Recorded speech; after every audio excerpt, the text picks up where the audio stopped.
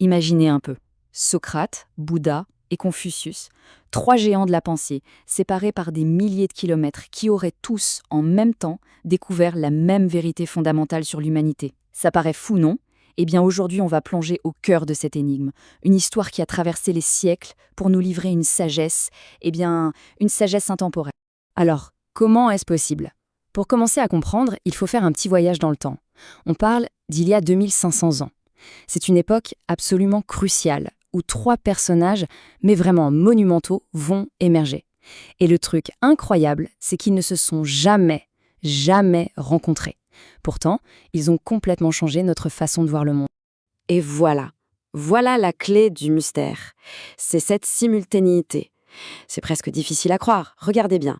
Socrate, là, à Athènes, en même temps, Bouddha, en Inde, sous son arbre, et au même moment, Confucius, en Chine. Ils ont tous vécu à peu près à la même période, ce qu'on appelle aujourd'hui l'âge axial, entre moins 800 et moins 200.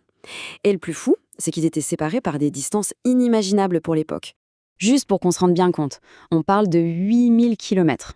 8000, entre la Grèce et l'Inde, par exemple. Aujourd'hui, c'est quelques heures d'avion. Mais à l'époque, c'était un autre monde. Une distance pareille, ça rendait toute communication, non pas difficile, mais carrément impensable. Et c'est ça le point absolument central. Il n'y avait rien. Pas d'Internet, bien sûr, pas de téléphone, mais même pas de route commerciale directe bien établie entre ces mondes. Pas de traducteur pour faire le pont entre les langues, absolument aucune technologie pour traverser les déserts, les océans, les montagnes qui les séparaient.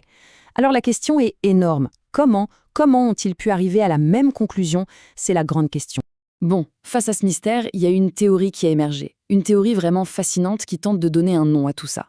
Et ce nom, c'est l'âge axial. C'est un philosophe allemand, Karl Jaspers, qui a proposé ce terme, l'âge axial. L'idée, c'est que c'est un peu comme un pivot dans l'histoire de l'humanité, un moment où tout bascule. C'est comme si d'un seul coup, un peu partout sur la planète, sans se concerter, des penseurs avaient ouvert une nouvelle porte, découvert une nouvelle dimension de ce que ça veut dire être humain. Ok, donc on a un phénomène mondial, un nom, l'âge axial. Mais quelle est cette fameuse idée, cette découverte si profonde qu'ils ont tous faite, chacun de leur côté, dans leur coin du monde? Alors allons voir en Grèce. Sur le temple d'Apollon, à Delphes, il y avait cette phrase gravée dans la pierre pour que tout le monde la voie. « Connais-toi toi-même ». C'est direct, c'est clair. C'était un appel à l'introspection, une idée que Socrate, bien sûr, a défendue toute sa vie.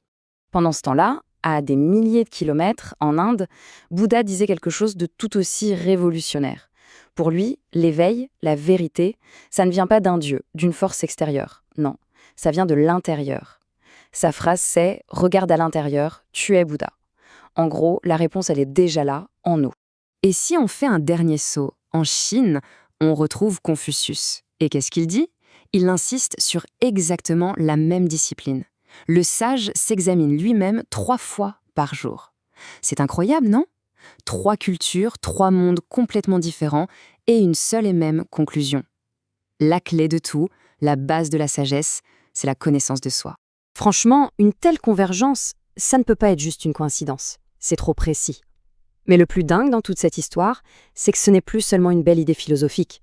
Aujourd'hui, la science moderne, avec tous ses outils de pointe, est en train de confirmer ce que ces sages avaient compris par pure intuition il y a 2500 ans. En fait, c'est comme si la sagesse ancienne et la neuroscience d'aujourd'hui parlaient la même langue, mais avec des mots différents.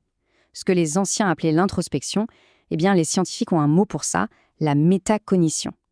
Et ce qui était une intuition philosophique est devenu un fait validé par des données, des images du cerveau en action. Alors la métacognition, qu'est-ce que c'est exactement? C'est une capacité assez folle qu'on a tous, celle de pouvoir observer nos propres pensées, de prendre du recul comme si on se regardait de l'extérieur. En gros, c'est penser à sa propre façon de penser. Et ça, c'est exactement la pratique que recommandaient Socrate, Bouddha et Confucius. Et là où ça devient vraiment concret, c'est que ce n'est plus juste un concept abstrait. Non, les scientifiques ont carrément localisé l'endroit dans le cerveau où ça se passe. Cette zone, c'est le cortex préfrontal médian. On peut le voir comme notre centre de contrôle interne pour la conscience de soi. Et les preuves scientifiques, elles sont bluffantes. Quand on met quelqu'un dans un scanner IRM et qu'on lui demande de réfléchir sur soi-même, qu'est-ce qui se passe? Eh bien, cette zone précise du cerveau s'allume, elle s'active. Encore plus fou, on a remarqué que chez les gens qui méditent beaucoup, les méditants expérimentés, cette région du cerveau est physiquement plus développée. C'est la preuve que les anciens avaient tout compris bien avant d'avoir la technologie pour le voir. Alors, tout ça, c'est fascinant. On a une sagesse millénaire, confirmée par la science la plus moderne, mais ça nous met face à un paradoxe très très moderne. Au final, la question n'est plus de savoir si la connaissance de soi est importante. L'histoire et la science sont d'accord là-dessus. C'est fondamental. La vraie question, celle qui est peut-être un peu plus dérangeante, c'est si cette clé pour aller mieux, cette clé du bien-être, est en nous depuis le début, pourquoi est-ce qu'on passe notre temps à l'éviter? Pourquoi mettons autant d'énergie à ne surtout pas regarder à l'intérieur? Et c'est sur cette interrogation que se termine notre exploration. À méditer.